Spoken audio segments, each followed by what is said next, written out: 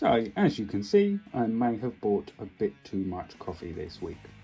Hello caffeine fiends and welcome to another coffee bean review for www.getbeaned.com. I'm the Mean Bean Machine and today we're looking at The Devil Looks After His Own from Dark Arts Coffee. Now, regular viewers will know I'm a big fan of Dark Arts Coffee. I did say a while back I would try and cut down on reviewing so much of their stuff. And I haven't, and they've got me again with this particular coffee because it's their 6th birthday, so they're running a competition to win prizes, and by each purchase of one of these boxes of coffee, The Devil Looks After His Own, you get entry. Now, I never intended to buy 5 boxes, and yet here I am. I actually had 7 boxes. I've managed to give away 2. Still yet to try the coffee myself.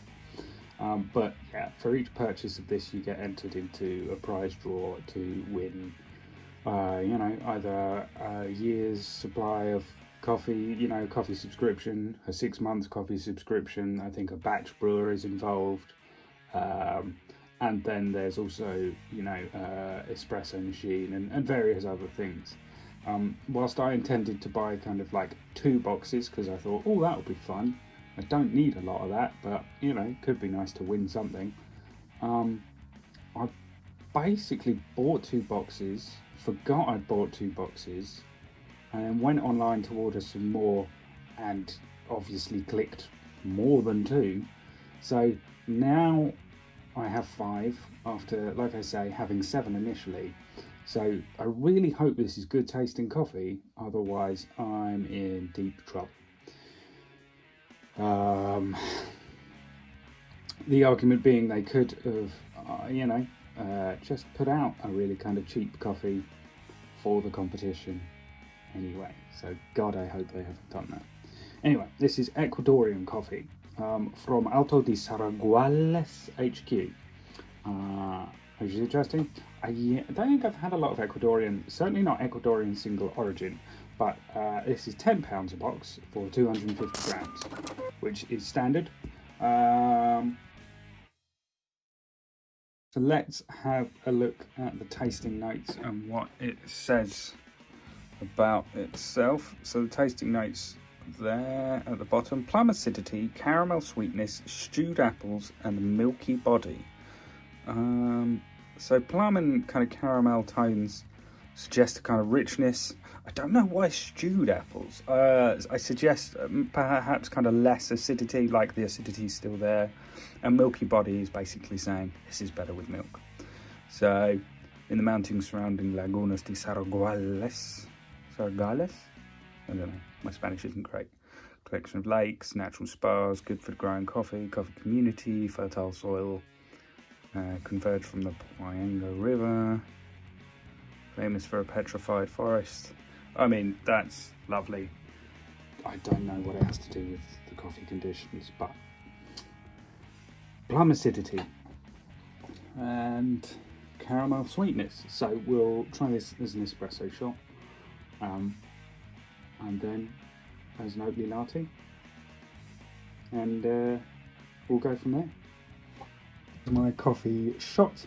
What I am expecting from this is kind of fruity sweet flavors, possibly floral, possibly quite sticky kind of on the tongue, a bit of body maybe.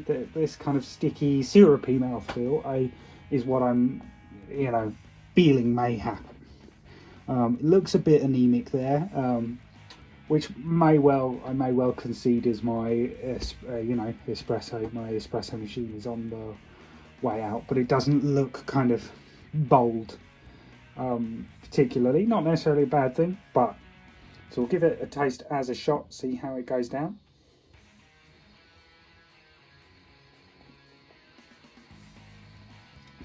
Oh, it's quite an interesting flavour profile actually. It's sweet. There's almost no acidity, or no. There's none that's really coming to the fore. I guess there is. I guess that's what they mean by the stewed apples. Usually, when you say apple acidity, there's a crispness to it. Yeah, and it evokes this sense of this kind of biting fruity apple. And where it says stewed apples, I guess that means there's with the kind of syrupy sweetness, the acidity is there, but it's really not. It doesn't prick the tongue, and you kind of have to really kind of think about it and go, yeah, I guess it is there. That's really nice and sweet. Actually, that's really nice. Pretty mild, in my personal opinion. But the sweetness is there. It's, dare I say, it's a coffee I would offer to non-coffee drinkers. If someone was like, "Oh, I'm not a big coffee drinker," I'd be like, "Hey, try this." There's almost no acidity. There's no. I don't mean there's a bad thing. There's no kind of real. Sometimes when you drink coffee, you get a darkness and an acidity that are what people really struggle with. And there's this sense of, so for a lot of kind of chain coffee companies, they don't roast their coffee properly because they do it in such large batches.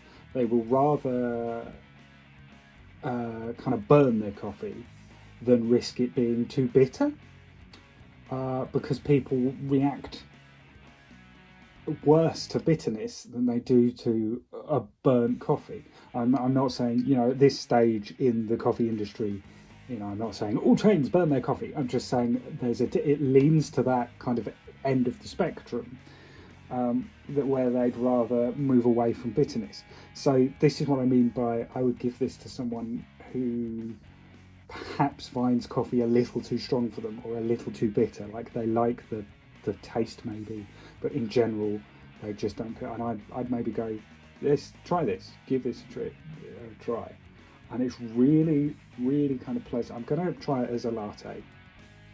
As a espresso shot though, there's no strength there in which I would kind of go, oh, that's woken me up. That's a real kind of punch in the face coffee. Sometimes you get really strong coffee that you go, wow, that's great coffee, but boy, is that strong. Red Brick is a particular coffee that I would say does that. And this is almost the polar opposite. It's like, yeah, here's a sweet, fruity coffee. I don't get any floral notes, like I thought I might, but here's a sweet fruity coffee. Give it a go, even if you don't like coffee. We'll see what it does as a latte, but boy, I'm really impressed by, that's almost like a cup of tea. It doesn't taste anything like tea, but it's almost got that sense of, here's a nice warm soothing drink. There's no bitterness, there's no challenge to your taste buds, if you see what I mean. So yeah, we'll give it a go as a latte, see how it comes out. Here we have it as an oat latte. Again, it's quite, there's no darkness to it, it's quite mild in colour. So we'll see how it works as an oat latte. Give it a sip, see what I think.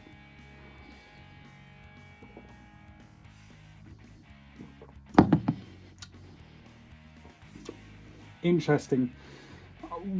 What I thought would happen is it kind of almost be completely drowned out by the milk, and it's not. That sweetness still comes through, but it feels a lot richer. And it says kind of milky body, and yeah, there is a sense of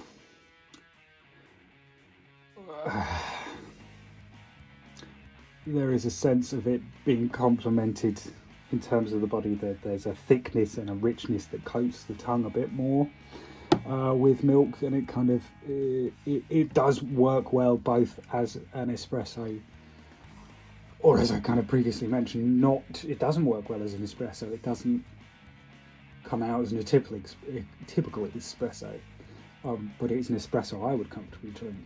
I would drink that as a long black drink, actually, and I'd comfortably kind of be like, oh, I'm drinking this all day. It's like I say, I think it's really kind of mild, and it's a really lovely coffee, but there's no punch to it, intentionally so, I feel. But you know, you want something stronger, this is not for you. However, I think that's a gorgeous coffee in terms of just, you know, there's all this flavour there, and none of the bitterness, none of the kind of richness overpowering it, which is really what I like to see in a coffee. You're not, your senses aren't overwhelmed, so you can focus on the flavour. And for a coffee that they're trying to sell off for a competition, that's really quite pleasant. Now the competition is, you know, finishes at the end of this month, October 31st, I think. So if you do want to be part of that competition and potentially win prizes, you know, you haven't got long to buy a pack. You know, each £10 box of 250 grams. This is 250 grams, by the way. You know, gets you one entry. Please don't buy it until after October, because I would quite like to win the competition. But you know, there's fair, I suppose. Yeah, actually a really nice coffee. I didn't think it would be that great, just because they could have, you know, made a nice cheap coffee and just gone, yeah, cool, sell this to mugs to try and win prizes. But no, it's actually a lovely coffee, and I'm so relieved, because I've still got 4 boxes of the damn stuff. However, beautiful flavours. So what's it called? It says plum acidity. So yeah, so it's not the apple acidity, it's the plum acidity. I don't think it's that sweet. I know where they're coming from, but it's not. I wouldn't call it plum acidity because it's not sweet enough for me. However, the sweet flavours, caramel sweetness, it says, in stewed apples.